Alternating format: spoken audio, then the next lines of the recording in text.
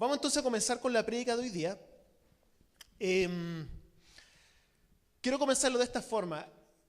Hace un par de días atrás le contaba a mi suegro, estaba contando respecto a un video que yo vi, en YouTube, y se lo mandé y quedó sorprendido. Era un video de unas siamesas, Era increíble verlo porque era un cuerpo con dos cabezas. Y era tan impresionante verlo, quizás algunos de ustedes lo han visto. Eran unas niñas de aproximadamente 17 años. Cuando se despertaban en la mañana, una ayudaba a maquillar a la otra, se peinaban entre las dos, manejaban este auto. Y uno las observaba y uno no podía creer lo que estaba viendo. Era un cuerpo con dos cabezas. Y uno no entendía si lo que uno estaba viendo eran dos personas o era una persona. Uno decía, no, son dos, no, porque es una. Era realmente sorprendente poder verlo. Yo le compartía este video a mi suegro y realmente era algo impresionante. Era increíble ver esto y cómo ellas se desarrollaban, conversaban, tenían amistades, etc. Bueno, yo veía ese video y me acordaba de la prédica de hoy día. ¿Por qué me acordaba de la prédica de hoy día? Porque hoy día nosotros vamos a hablar sobre dos términos, sobre dos cosas que al parecer son lo mismo. A simple vista son lo mismo. Ustedes van a decir, ¿qué es lo que es esto? Son dos términos, dos cosas. Uno es la fe y lo otro es el asombro. Una cosa es la fe y otra cosa es el asombro. Algunas veces nosotros pensamos que la fe bíblica es asombro, pero realmente el asombro es solamente asombro y no es fe. Vamos a hablar un poco de esto porque muchas veces nosotros pensamos que una cosa es la otra y es muy importante que nosotros podamos definir las dos cosas. Lo que yo espero que podamos descubrir hoy día es que la fe es muchísimo más que el asombro, que la fe es muchísimo más que simplemente asombrarnos de algo que vimos, asombrarnos de una verdad bíblica, asombrarnos de alguna experiencia espiritual que nosotros tuvimos. Eso es asombro, pero eso no es fe bíblica, es solamente una parte. Vamos a hablar sobre esto y vamos a pedir que el Espíritu Santo pueda guiar todo lo que yo hable y todo lo que nosotros escuchemos. Señor Jesús, quiero darte las gracias primeramente por el privilegio que tú me das de poder servir en esta iglesia, Señor. Yo asumo esta responsabilidad con mucha humildad y lo tomo como un privilegio, Señor. Yo quiero darte las gracias por cada uno de los que estamos aquí. Quiero darte las gracias, Señor, porque esta es una hermosa iglesia. Es una iglesia que está creciendo, es una iglesia que está cada vez más saludable, Señor. Yo quiero pedirte que tú me ayudes en este momento. Ahora, Espíritu Santo, te pido que en este momento tú me ayudes a poder hablar lo que está en tu corazón para nuestra iglesia, Señor. Te pido esto y te doy gracias en el nombre de Jesús. Amén. Amén. Voy a contar una historia que creo que la conté puede ser algunos meses atrás, no me acuerdo, pero si ustedes saben el final, no lo digan, ¿ya?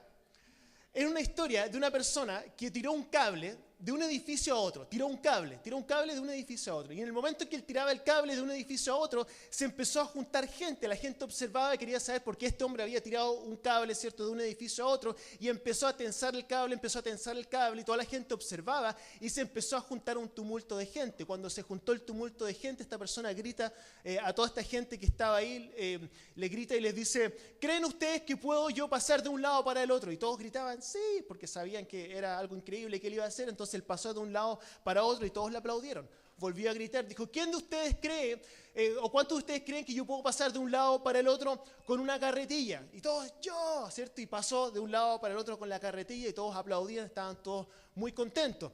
Después él gritó al público y dijo, ¿cuántos de ustedes creen que yo puedo pasar de un lado para el otro con una carretilla y con una persona dentro de la carretilla? Y todos, yo. Después él vuelve a gritar al público y dice, bueno, ¿quién se ofrece para ponerse dentro de la carretilla?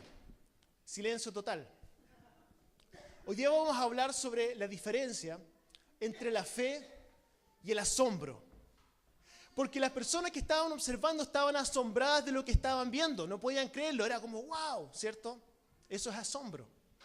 Fe es la persona que está dispuesta a levantar la mano y decir, yo voy a responder a ese asombro y voy a poner mi credibilidad en juego, ¿cierto?, para meterme dentro de esa carretilla y pasar de un lado para el otro. Hoy día vamos a hablar sobre eso, porque la fe es meterse dentro de la carretilla, el asombro es quedarse pasmado, ¿cierto?, sorprendido de lo que uno está viendo. La fe no es lo mismo que el asombro. Vamos a hablar un poco sobre esto hoy día. Por favor, vayamos a Santiago capítulo 2. Santiago capítulo 2, y mientras están buscando en sus Biblias Santiago capítulo 2, quiero animarlos a que estemos nosotros participando de las diferentes instancias que tenemos como iglesia. ¿Qué es de qué hemos estado hablando en las últimas semanas?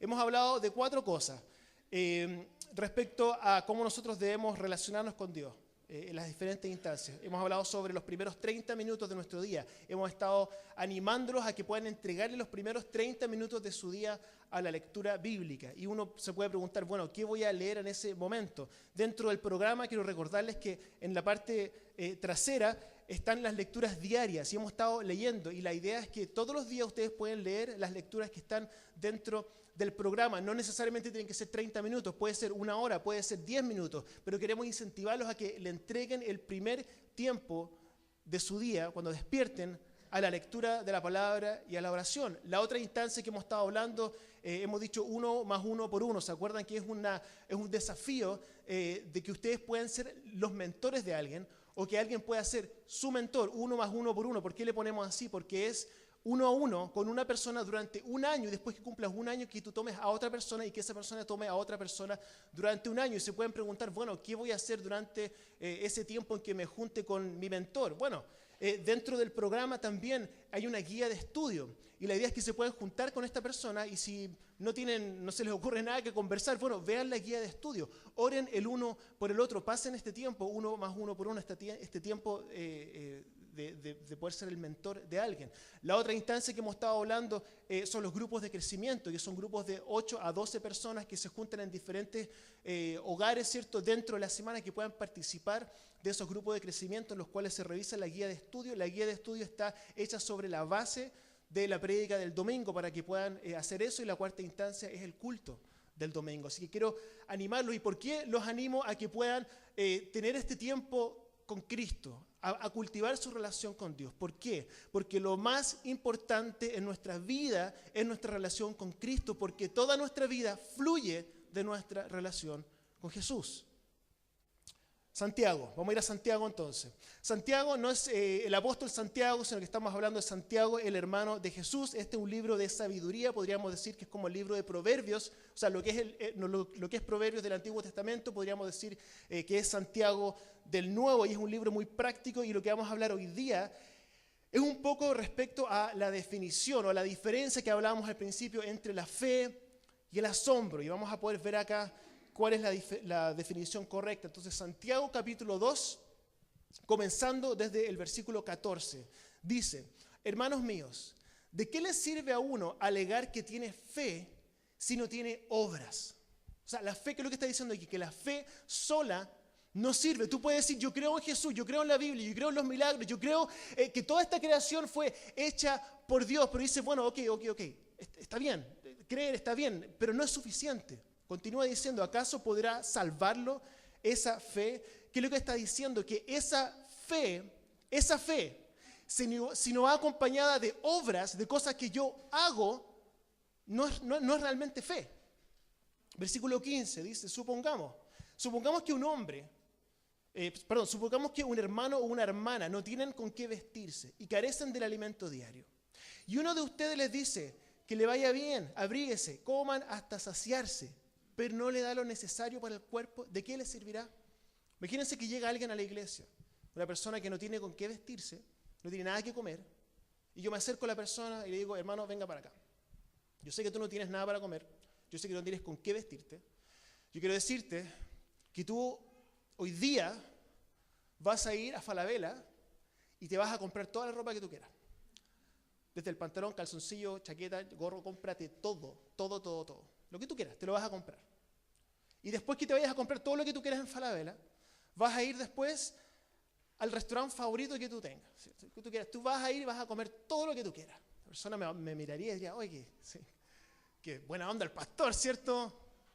Y después yo le digo, vaya. Y me voy. La persona quedaría, pero ¿cuál sería la reacción de esa persona? Este compadre está loco.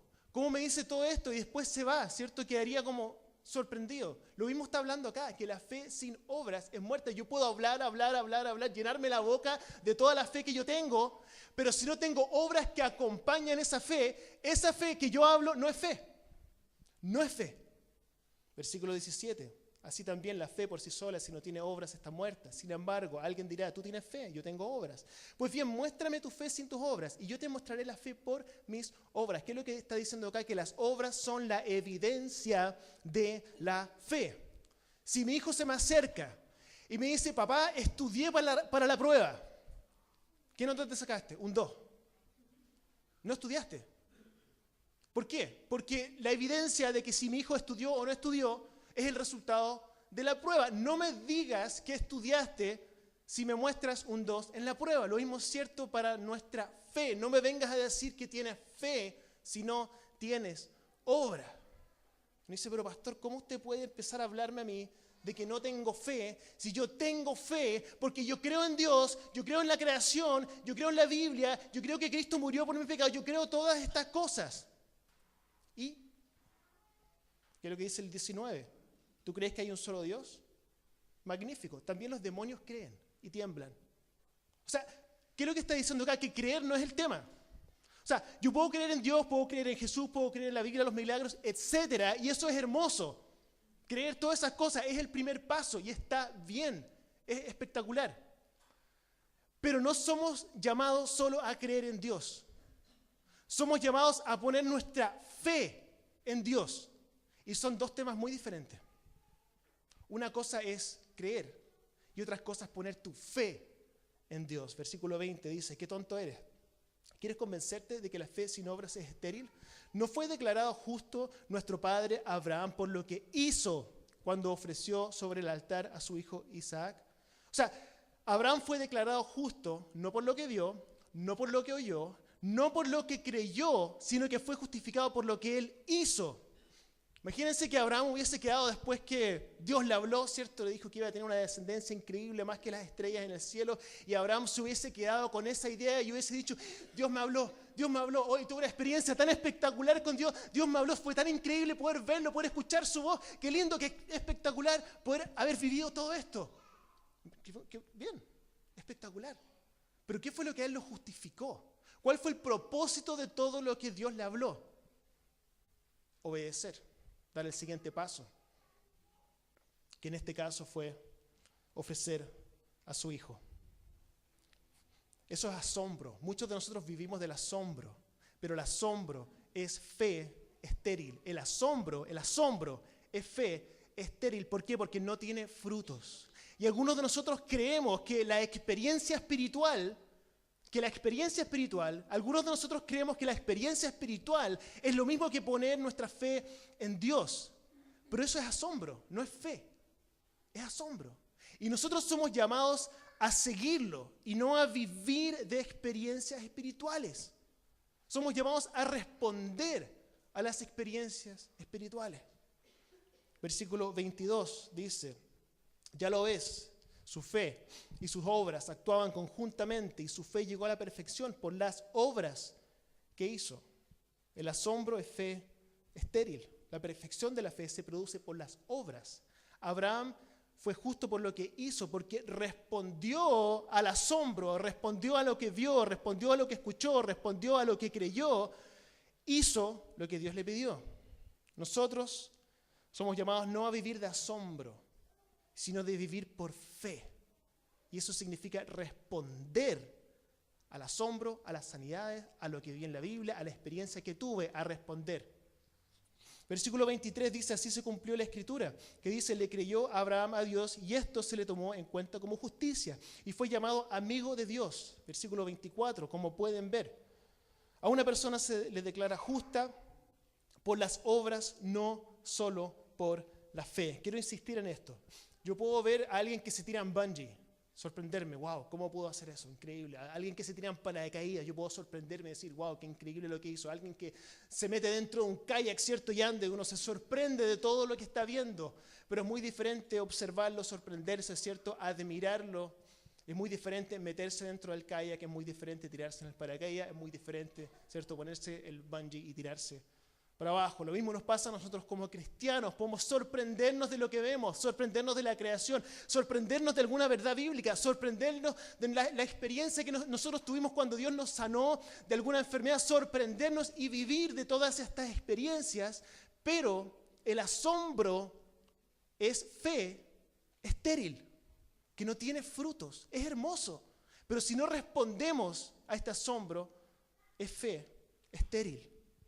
Éxodo capítulo 3 habla sobre Moisés, cuando Dios le habló a Moisés en la zarza ardiendo, ¿cierto? Y le dice que tiene que ir a Egipto y liberar a su gente. Él pudiese haber quedado sorprendido. ¡Oh, increíble cómo la zarza ardía! Y Dios me hablaba y me tuve que sacar las sandalias porque el lugar era santo y empezar a hablar sobre toda la experiencia que él tuvo, que fue hermosa. No quiero quitar eso, fue hermosa y fue real, tal como nosotros hemos vivido cosas en nuestra vida. Pero el objetivo de lo que él vivió era ¿para qué? Para poder responder a lo que él hizo. Si no, la fe es estéril porque solamente es asombro. Y lo mismo nos pasa en nuestra propia vida cuando vemos milagros, sanidades, etc. Y nos confundimos muchas veces porque nosotros creemos, nos confundimos muchas veces porque nosotros creemos que el punto es la experiencia espiritual. Y es solamente asombro. Y es fe estéril. Y no nos permite madurar. Y no maduramos, y no maduramos, y nos damos vuelta, y no maduramos, y no maduramos. 1 Corintios capítulo 3 dice: yo, hermanos, no pude dirigirme a ustedes como a espirituales, sino como a inmaduros. Apenas niños en Cristo, les di leche porque no podían asimilar alimento sólido, ni pueden todavía. Algunos de nosotros, algunos de ustedes probablemente, no estoy hablando de nadie en particular, cada uno sabe, algunos no maduran. Porque dicen, yo experimenté esto, ¡ay, qué linda la palabra! ¡Ay, qué lindo el tiempo de alabanza! ¡Qué increíble lo que experimenté! ¿Cierto? Qué profunda esta verdad bíblica, ¿cierto? Pero siguen siendo inmaduros, porque no responden al llamado que ese asombro implica. Me acuerdo con la Dani hace años atrás, cuando recién estábamos casados, y veníamos al culto en la mañana y después en la tarde visitábamos diferentes iglesias, teníamos curiosidad respecto a las diferentes iglesias, ¿cierto? Y las visitábamos. Y íbamos, ¿cierto? Y vimos de todo. Bueno y malo. Y cosas increíbles también. Bueno, una iglesia en particular que fuimos, entramos y me acuerdo que la alabanza era muy efervescente, por decirlo de alguna manera, era muy eufórica, muy eufórica. Y la gente hablaba en lengua, saltaban, ¿cierto? Estaba la escoba, por así decirlo. Saltaban y había una persona en particular que me llamó mucho la atención porque de todo el escándalo que había, ¿cierto? Esta persona era la más eufórica, era la que más saltaba, ¿cierto? Y con la Dani hablábamos que en un momento llegó esta persona hasta hacer un sonido de metralleta, no sé por qué, pero...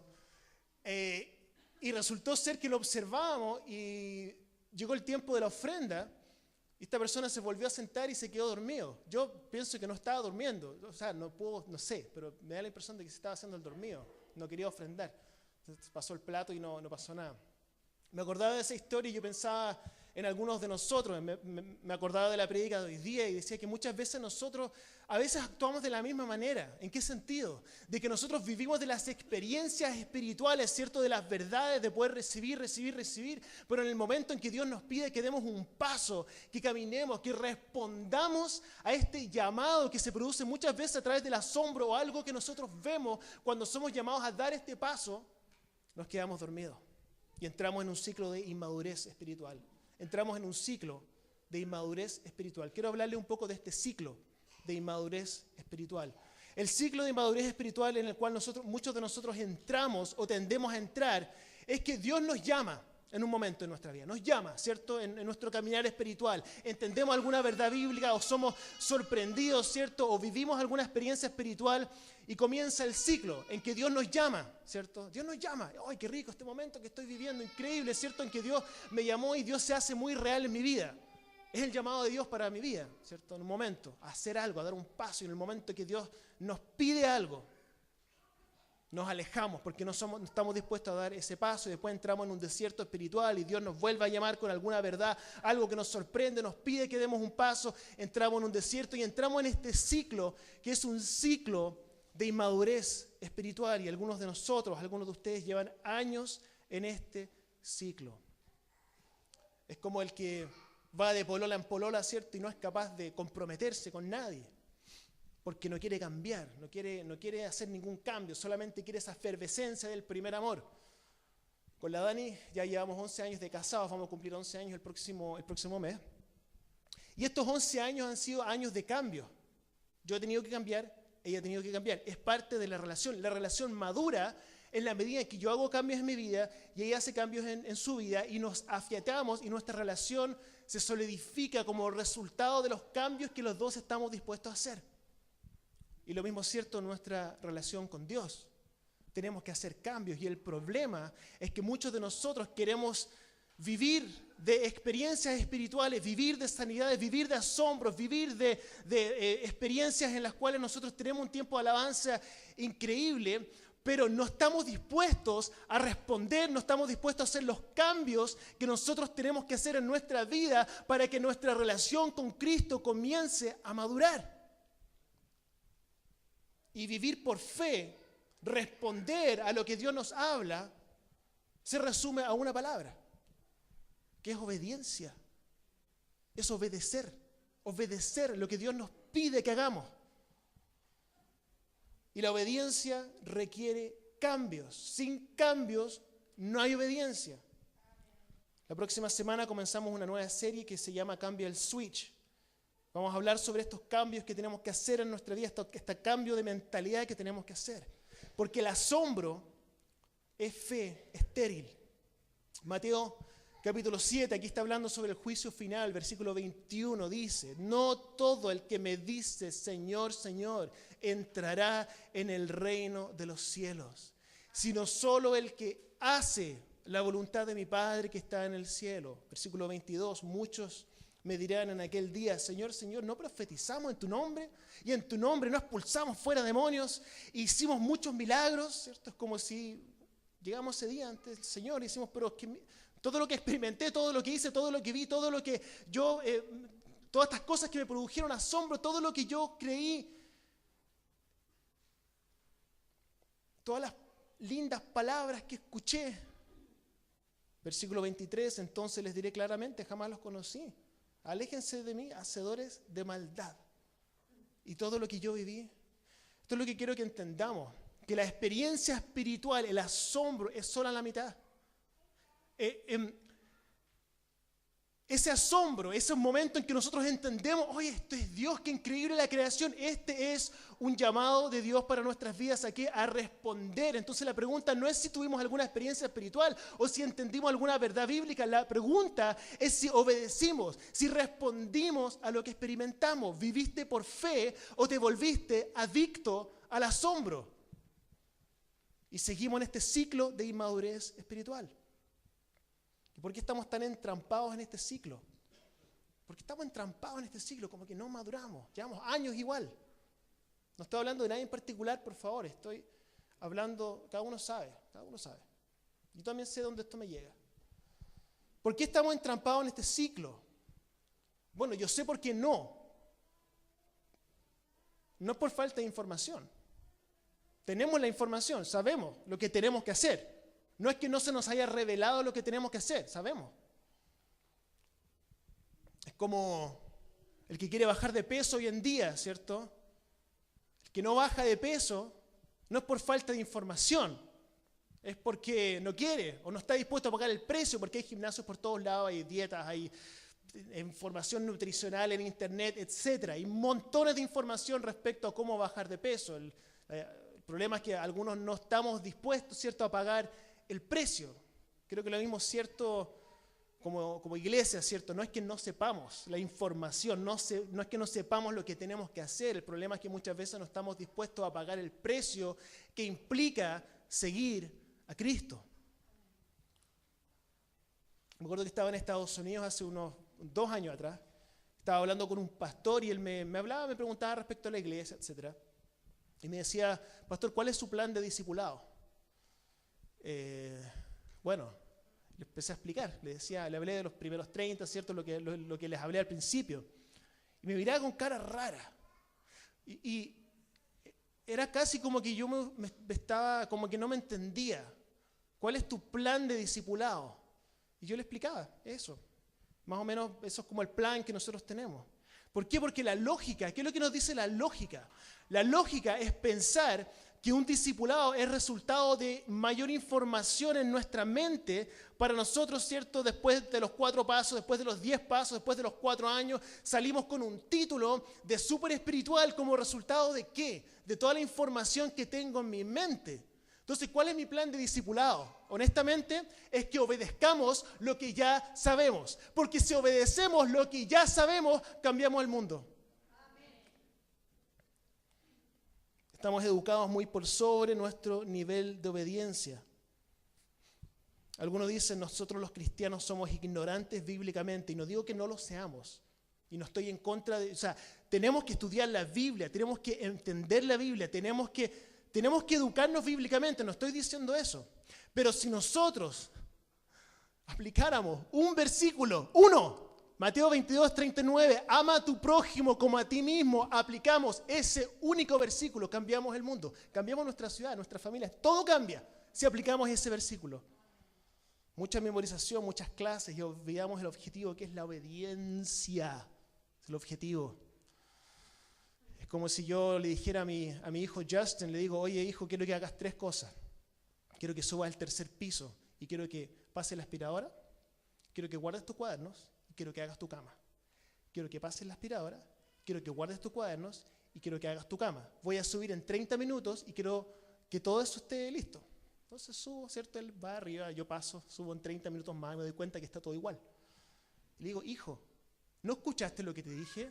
Y me dijo, me respondiera, sí, escuché lo que dijiste. De hecho, me lo memoricé. Me lo sé de memoria. Mira, tú me dijiste que pasara la aspiradora, que hiciera mi cama y que guardara mis cuadernos.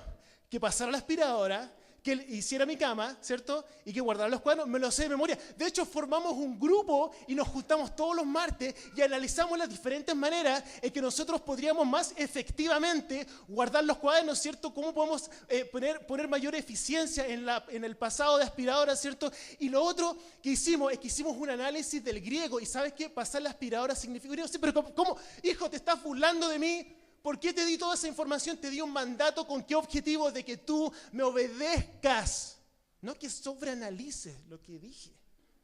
A mí me molestaría, lo tomaría como una falta de respeto. El objetivo no es la memorización, no es el análisis, sino que es la obediencia. Todas las sanidades, todos los milagros, toda la revelación bíblica, etcétera, ¿es para qué? Para mostrar la gloria de Dios con el objetivo de que nosotros lo sigamos.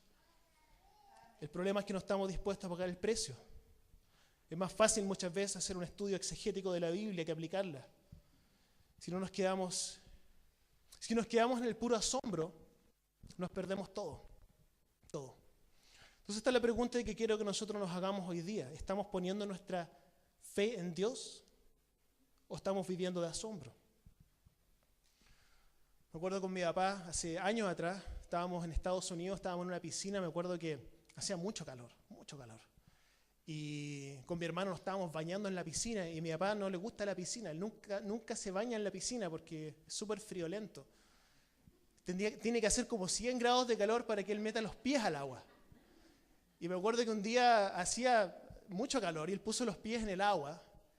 Yo en mi mente pensaba, papá, te estás perdiendo toda esta experiencia, ¿cierto? De poder sumergirnos dentro de esta agua refrescante, poder bañarnos y tú sentado ahí en la orilla con los puros pies en el agua. Creo que lo mismo es cierto para nosotros.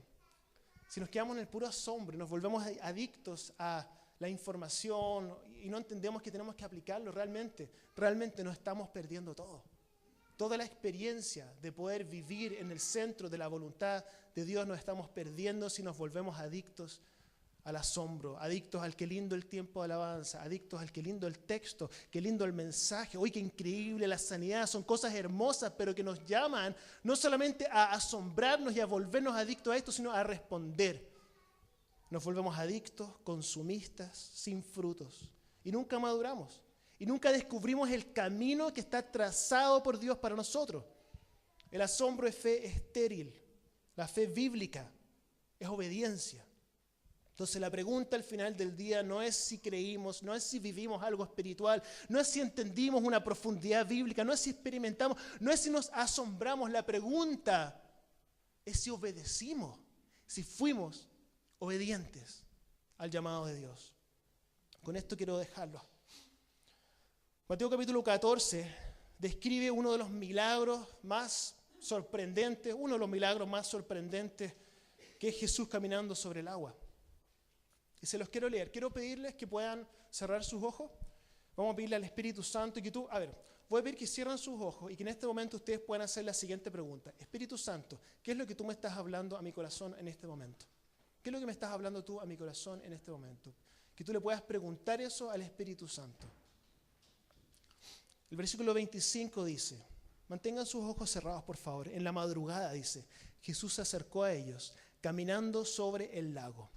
Cuando los discípulos lo vieron caminando sobre el agua, quedaron aterrados. Es un fantasma, gritaron de miedo. Pero Jesús les dijo enseguida, cálmense, soy yo, no tengan miedo. Versículo 28, Señor, si eres tú, respondió Pedro, mándame que vaya a ti sobre el agua. Ven, dijo Jesús. Pedro bajó de la barca y caminó sobre el agua en dirección a Jesús. Quiero que pensemos en la respuesta de Pedro, porque la pregunta para Pedro y la misma pregunta que es para nosotros hoy día no es si nosotros vimos a Cristo, no es si creímos en Jesús, no es si fuimos sorprendidos por alguna verdad profunda. No, la pregunta para nosotros hoy día no es esa, sino que es la misma pregunta que es para Pedro, es para nosotros. ¿Te bajaste de la barca? ¿Te bajaste de la barca? Esa es la pregunta. Porque para caminar sobre el agua tenemos que bajarnos de nuestra barca. Entonces la pregunta que quiero que nosotros nos hagamos hoy día, yo espero que el Espíritu Santo pueda ministrar esta pregunta a tu corazón en este momento. ¿Cuál es tu barca?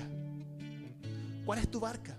¿Cuál es esa situación en tu vida en que tú dices, si yo me bajo de esto y Jesús no responde, me ahogo?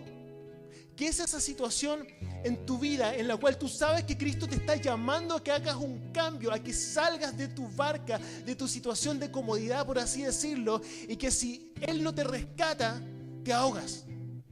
¿Cuál es esa instancia a la cual Dios te está llamando? Quizás alguna adicción, alguien que tienes que perdonar, quizás tienes que recibir a Cristo en tu vida, quizás tienes que restaurar una relación. Quizás hoy es el día en que comienzas a ser obediente a Dios en tus finanzas.